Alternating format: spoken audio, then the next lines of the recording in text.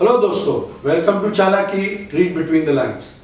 आपको याद होगा कि लास्ट एपिसोड में हमने डिस्कस किया था कि मुझे दो इंडिया दिख रहे हैं और आप लोगों ने काफी सारे रिएक्शंस दिए और मेरा मानना है कि डाइवर्स व्यूज या पर्सपेक्टिव्स या नजरिए हमारे देश को डेमोक्रेसी बनाते हैं और whether we agree with each other or not we can at least listen to each other's opinions and hope that we improve each day and the chain goes on. तो दोस्तों, आपके रिएक्शंस भेजने के लिए शुक्रिया। इस एपिसोड में हम भारत की कल्चरल इनर्शिया या सांस्कृतिक जड़ता के बारे में बात करेंगे। यू आर राइट, ये वर्ड्स बहुत कॉम्प्लिकेटेड है, मुझे भी बोलने में तकलीफ हुई। दूसरी तरह से एक्सप्लेन करने की कोशिश करता हूं। जुल्म करने वाले और जुल्म सहने वाले दोनों गुनहगार होते हैं।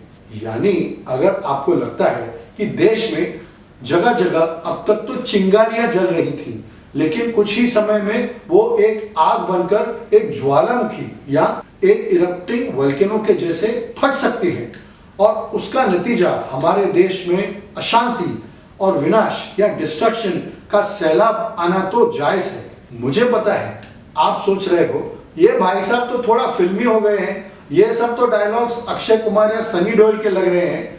चलो अब फिल्मी ही सही, लेकिन अगर आप अपने आप को देशभक्त मानते हैं, नॉट कांग्रेस, दीदी, मोदी या बीजेपी, सच में देशभक्त मानते हो तो जरा इस एपिसोड पर गौर फरमाएं। अब हाल ही में अमेरिका में उवाल्डी शहर में टेक्सास स्टेट में एक 18 साल के नौजवान ने अपने स्कूल में जाकर एक राइफल से 19 बच्चे और 2 टीचर्स को मौत के घाट उतार दिया।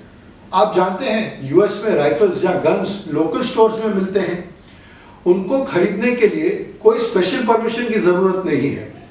Although it's not funny, really एक व्हाट्सएप फॉरवर्ड में मैंने देखा कि स्टोर में एक टीनेजर 2 गन्स, कुछ बुलेट्स और एक पेन किलर या दवाई की टैबलेट मांगने गया था।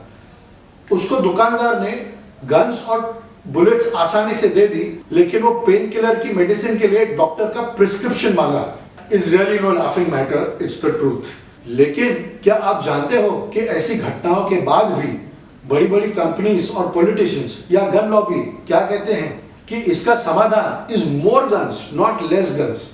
You have to give guns to teachers in schools and to all guards and administrative staff so that they can feel secure. तो उनका सोल्यूशन यह है कि school is like a war zone where all teachers and security and administrative guards are always ready to kill a gun-toting frustrated teenager if he arrives in school. So what next?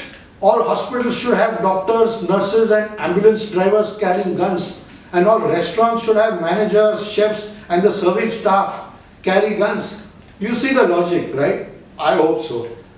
अब सीधे हमारे देश में आ जाते हैं। We are a country of diverse religions, castes and practices. In fact, a lot has been said about our country with pride of having the greatest nation builders, not just speaking about freedom fighters, but who are pillars of our growth as a nation. Patriots like Baba Sahib Ambedkar, J.R.D. Tata, APJ Abdul Kalam, Mother Teresa and Dr. Manmohan Singh, Milkha Singh are examples of why India is economically and socially springboarding into the 21st century. Imagine if J.R.D. Tata was told to go back to Persia, Iran or wherever his ancestors came from. Or for that matter, Dr. Kalam or Mother Teresa, who wasn't even born in India, has served our country and has been a living example of humanity and compassion, were asked to leave. Today, we have our leaders speak this language. A BJP leader, Chandrakant Patil, asked Supriya Sule, a politician and daughter of NCP Supremo Sharad Pawar, to go home and cook for trying to egg her on for some political agenda. He said it was customary in villages to speak that way and apologized eventually when women rights groups objected. Mulayam Singh Yadav, Supremo of Samajwadi Party in UP, in his days of power, was asked about the rapes of women and the menace of goons abducting girls in UP, and his response was, yes, they will look into it, but boys will be boys, in an almost dismissive tone. Akbaruddin Owaisi, leader of AIMIM, known for his fiery speeches, said if the government set aside the police for 15 minutes, 25 crore Muslims in India will show their might to 100 crore Hindus and set them straight. Rahul Gandhi on multiple occasions has made statements to shock us. Some of them, here goes. When Pulwama airstrike, a terror act by terrorists and Pakistani army, killing 40 soldiers of Indian CRPF, Rahul Gandhi said that this was an act committed to benefit the BJP and fell flat with this logic when the Indian Air Force under the aegis of the government responded with Balakot strike to avenge this. Same with the abrogation of Article 370 in Kashmir. He said that Kashmiris are dying and these statements were used by the ex-PM of Pakistan, Imran Khan, in the Pakistani parliament to muster international support. This is the political class of our country. अब आप जरा सोचिए, politicians हमें किस तरह से divide करते हैं. हिंदू मुस्लिम, मंदिर मस्जिद, मर्द औरत, ब्राह्मण दलित, द्रविडियन आर्यन, गोरा काला, गुजराती मराठी, तमिल तेलुगु बंगाली, जो चाहे तुम चुन लो. तुमको भड़काने के लिए, तुम्हारे वोट्स हासिल करने के लिए सब जायज है. यानी everything is fair if you want to come to power. अब आप सोचिए कि हिंदुस्तान में अगला एपीजे अब्दुल कलाम या जेआरडी टाटा कैसे आगे आएगा. क्या मदर टेरेसा या मिल्खा सिंह को आप आगे बढ़ने दोगे कि उनको भी रिलीजियस, जेंडर, फूड हैबिट्स की वजह से रोक दोगे? और आपके हिसाब से तो सिर्फ हिंदुओं या मुसलमानों में सारी क्षमताएं हैं या एबिलिटी है.